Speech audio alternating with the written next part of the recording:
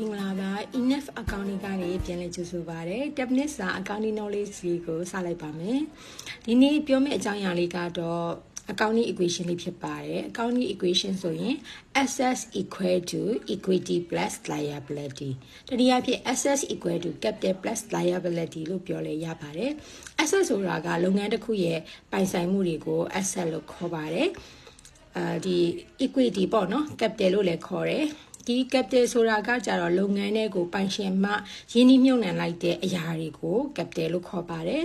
liability ဆိုတာကကြတော့ဒီလုပ်ငန်းတစ်ခုထဲမှာကိုကပတ်စံမလုံးလောက်လို့တခြားသူစီကနေချီးပြီးတော့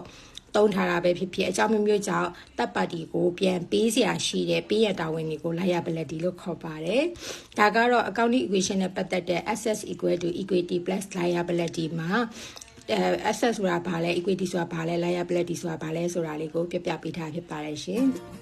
နောက်ပိုင်းဒီမှာဆိုလို့ရှိရင်လည်း accounting နဲ့ပတ်သက်တဲ့ဒီ equation လေးတွေ terms လေးတွေကို detail လေးပြပြပေးသွားမယ်